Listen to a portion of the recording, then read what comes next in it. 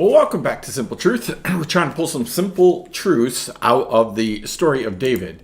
And we are in 1 Samuel. We're in chapter 23.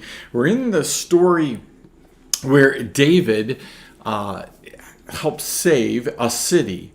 And then King Saul finds out that David is in that city that has no real escape route. And so he is on his way to get David. And so David and his men that were scared about doing this in the first place, that were worried about it, God assured them that he was going to be with them. Now all of a sudden it looks like, okay, well, we saved the city, but now we're going to be in trouble. So I want to pick it back up in verse 8. It says, and Saul summoned all the people to war to go down to the town that had gates and bars. Right? Saul summoned all the people to war to go down to him. And he said to Abiathar the priest, bring the ephod here. Then David said, O Lord God of Israel, your servant has surely heard that Saul seeks to come to Keilah. Will Saul come down as your servant has heard, O Lord, the God of Israel? Please tell your servant. And the Lord said, he will come down. So you see here that David seeks God. I've been having this discussion with a lot of people lately about this whole idea of seeking God about everything. Right? Somehow we've decided that we want to make God Lord of our life. Right? So Jesus is the Lord of my life, only I don't have to seek him on things. I can pretty much just do whatever he wants us to do. And no system is that the way that it works. When we make someone king of our lives, Lord of our lives, when we put ourselves under somebody, we ask them what we are supposed to do. Now, there might be some leeway within that, right? But a lot of times when you go to work, right, you don't just go in and do whatever you want to do. Right? You put yourself under an employer and you do what they've asked you to do.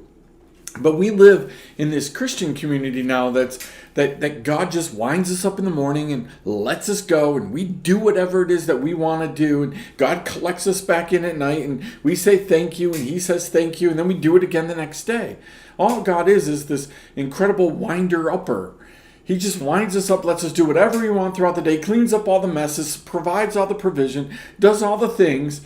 And then at night, he oh, well, thank you for doing all that for us, God. And he says, oh, thank you for doing it for me. That's not at all how God works.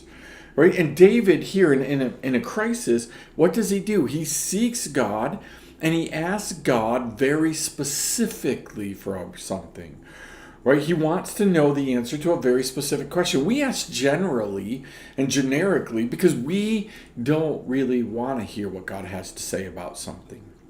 Right? We think that if I don't know the details, then I'm not responsible for it. Or we just get to say, oh, God's going to just protect us.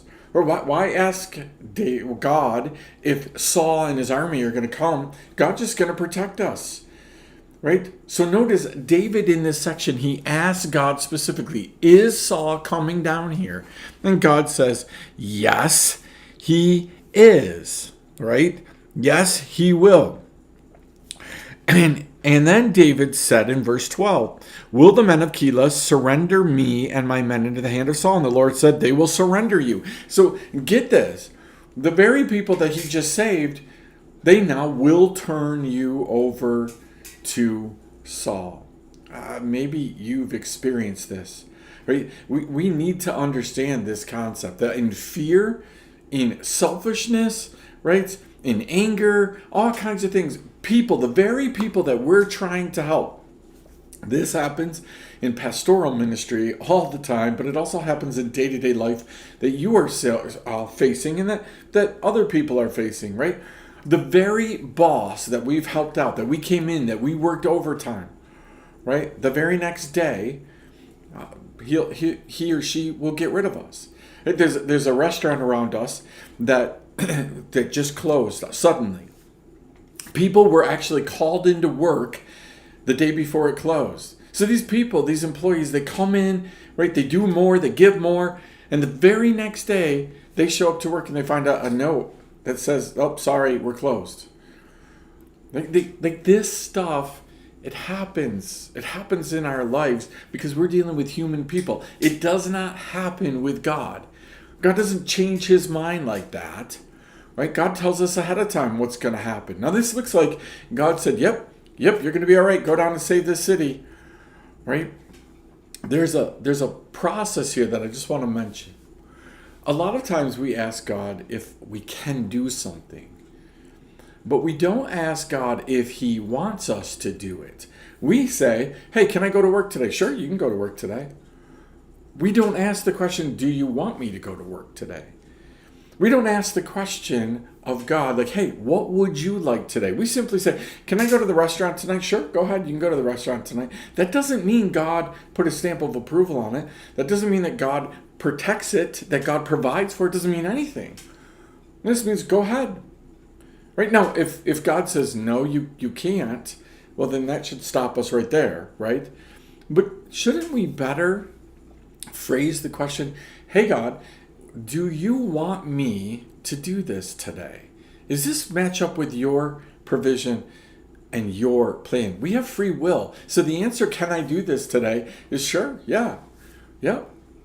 The only time that changes is when we've made God absolute Lord of our life and we're asking him for permission. Hey, can I go get a coffee? And God says, nope, it's not okay for you to go get a coffee right this second. Now that blows our mind, because why would God care? Well, there's a whole bunch of reasons. Maybe provision-wise, maybe we don't have the resources to go get a coffee. Maybe health-wise, not good for us to have another coffee. We've had 5 already. Could be that it's not safe. There's a lot of things that go into it that God could say, why he would say no. We just can't fathom that God would say no. So I want you to think about this whole thing, right? Like, what happens when we ask God a question? What question are you asking him? Are you asking him, can I do this, or do you want me to do this? And then are you being obedient? What happens when those that we think we're helping out, what happens when they turn on us?